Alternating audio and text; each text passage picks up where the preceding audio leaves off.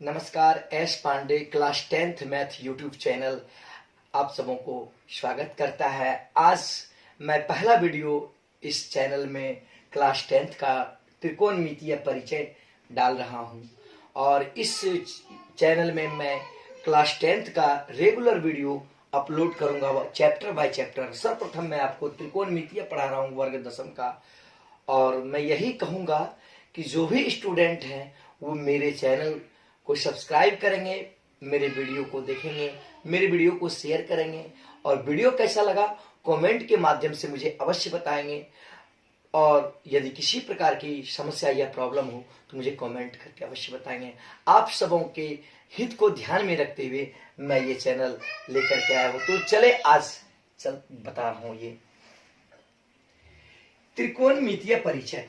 देखिए, त्रिकोणमिति का जो अध्ययन सर्वप्रथम किया गया था वो हमारे भारत देश में किया गया था। ऐसा माना गया कि त्रिकोणमिति का जो अध्ययन हुआ है, त्रिकोणमिति का अध्ययन सर्वप्रथम भारत में हुआ।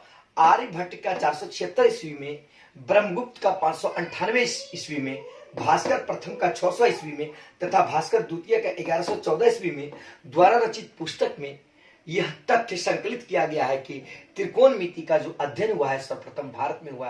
वास्तव में त्रिकोणमिति में निष्पत्ति या अनुपात का जो अध्ययन करने का प्रयास किए थे वो भारत के प्रथम गणितज्ञ जो थे वो आर्यभट्ट ने ही किया था। तो सबसे पहले त्रिकोणमिति, ये तो अध्ययन परिचय हम समझ गए कि ये परिचय किस प्रकार से हुआ। त्रिकोणमिति को अच्छी तरीके से जानने के लिए हम समझेंगे कि त्रिकोणमिति आया है किस शब्द से। त्रिकोणमिति का अंग्रेजी होता है ट्रिगोनोमेट्री। क्या होता है? ट्रिगोनोमेट्री।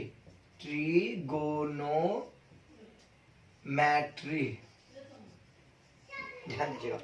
तो ये ट्रिगोनोमेट्री शब्द जो है ग्रीक भाषा के 3 शब्दों से मिलकर बना है। एक ट्राई, दूसरा गोनिया, तीसरा मैट्रोन। ट्राई का अर्थ होता है 3, गोनिया का अर्थ होता है कोण और मैट्रोन का अर्थ होता है माप। तो मूल रूप से जब ये तीनों को मिला देते हैं तो हो जाता है 3 कोणों का माप।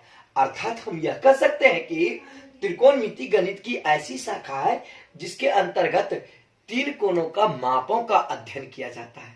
अर्थात हम संक्षेप में कह सकते हैं 3 कोणों का माप जिस गणित की शाखा से हमें प्राप्त होती है वह त्रिकोणमिति होती है।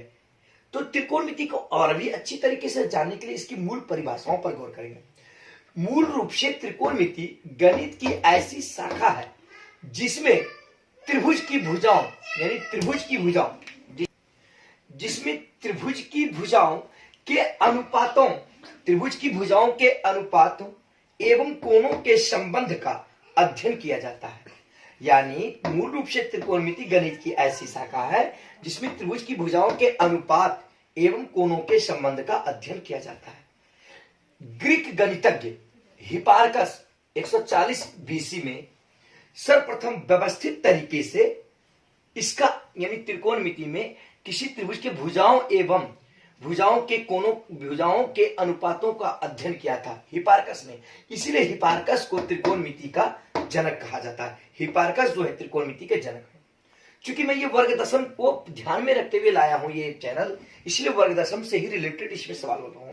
तो वर्ग दशम में त्रिकोणमिति का अध्ययन समकोण त्रिभुज को लेकर किया जाता है, यानी समकोण त्रिभुज को ध्यान में लेकर के किया जाता है एवं न्यून कोण का प्रयोग करते हुए त्रिभुज के भुजाओं के अनुपातों का अध्ययन किया जाता है। यानी समकोण त्रिभुज और क्या है, न्यून कोण, इन दोनों को लेकर के ही अध्ययन किया जाता है। तो सबसे पहले हम जान ले पहले समकोण त्रिभुज क्या है। समकोण त्रिभुज जिसका एक कोण समकोण होता है एवं शेष 2 कोण न्यून कोण होता है, समकोण त्रिभुज कहलाती है। वह क्या कहलाती है? समकोण त्रिभुज। और समकोण त्रिभुज की सबसे बड़ी भुजा क्या होती है? कर्ण। तो अब देखिए समकोण त्रिभुज की सबसे बड़ी भुजा क्या है? कर्ण। देखिए ये समकोण त्रिभुज है। ये क्या है आपका? समकोण त्रिभुज। हम सारा डिफाइन अभी करेंगे। आप मेरे वीडियो को शुरू से अंत तक देखेंगे, निश्चित ही आपको काफी लाभ मिलेगी। तो ये देखिए समकोण त्रिभुज है। ये समकोण के सामने वाली भुजा कर्ण होती है। समकोण के सामने वाली भुजा क्या होती है? कर्ण। अब देखिए समकोण त्रिभुज में कर्ण, लंब एवं आधार होती है।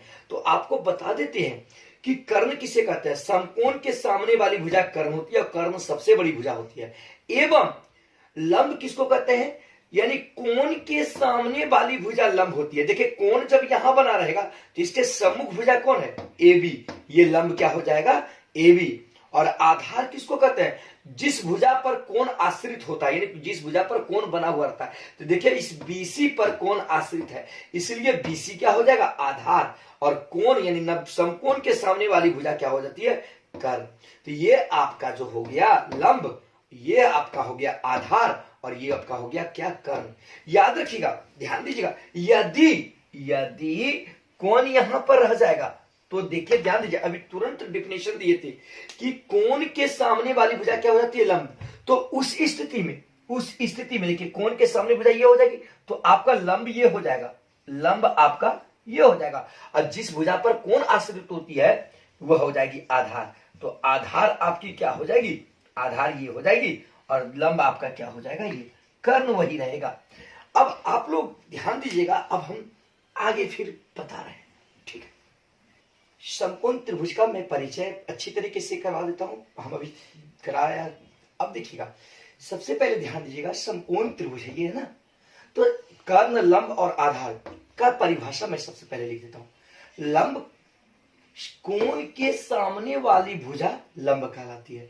देखिए ये जो कोण थीटा यहां पर है, इसके सामने वाली जो भुजा होगी वह लंब कहलाएगी। आप नोट कर लेंगे। आधार यानी ये जिस भुजा पर कोण आश्रित रहती है वह आधार कहलाती है। यानी कि जिस भुजा पर कोण आश्रित रहती है, देखिए BC पर कोण आश्रित है, इसलिए आधार आपका क्या हो गया? BC।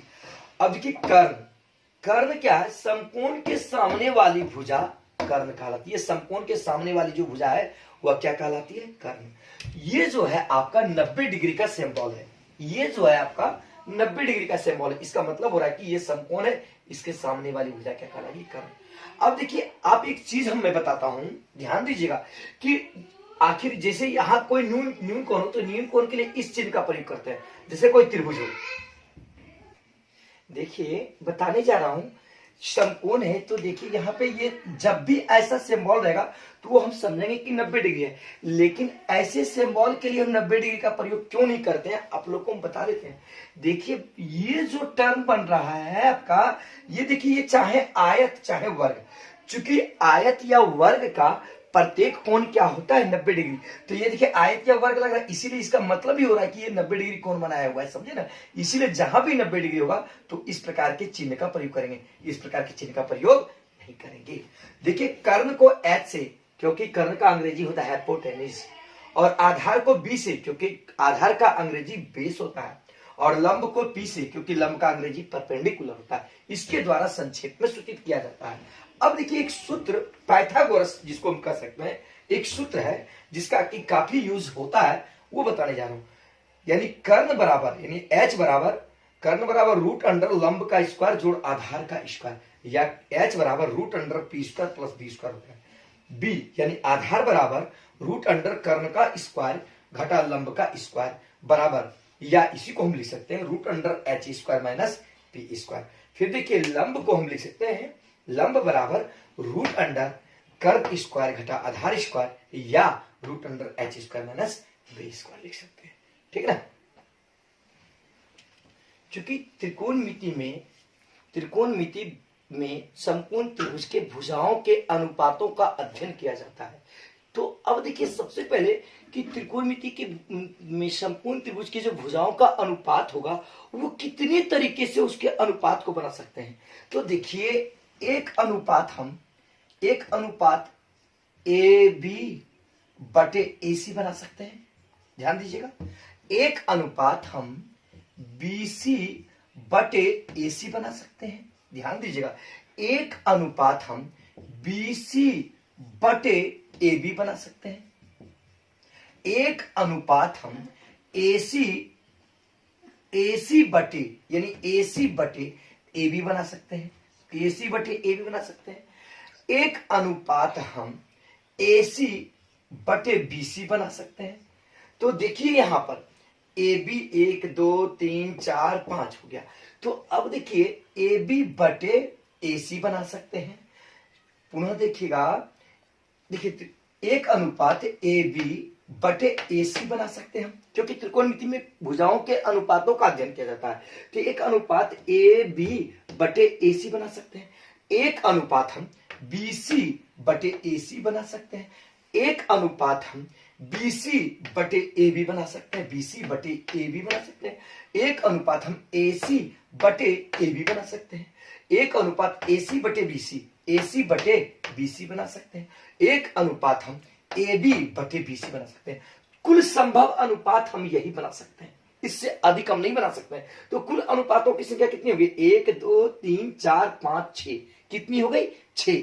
इसीलिए त्रिकोणमिति में 6 निष्पत्ति का प्रयोग किया जाता है, साइन, कॉस, टेन, कॉट, सेक, कोसेक, क्योंकि निष्पत्ति का मतलब ही होता है अनुपात।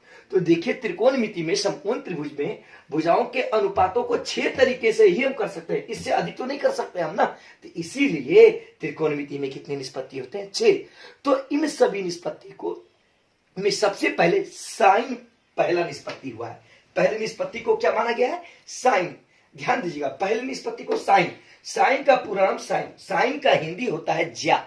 साइन का जो सूत्र होता है P बटे H, यानी लंब बटे कर्ण। देखिए इसी अनुपात में से ले लिया।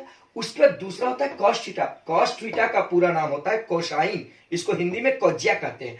कॉस थीटा बराबर B बटे H, अर्थात आधार बटे कर्ण। तीसरा जो निष्पत्ति है टेन थीटा, यानी टोटल निष्पत्ति इसी में से आया है। टेन थीटा बराबर P बटे B, यानी लंब बटे आधार। तो इसका पूरा टेन का पूरा नाम होता है टेंजेंट, यानी स्पर्शजिया, इसका हिंदी होता है स्पर्शजिया। फिर चौथा जो निष्पत्ति होता है cot theta. Cot theta equal to B by P, यानी आधार बटे लंब। कॉट का पूरा नाम होता है कोटेजेंट, कोटेंजेंट। इसका टेन का उल्टा होता है कोटेजेंट।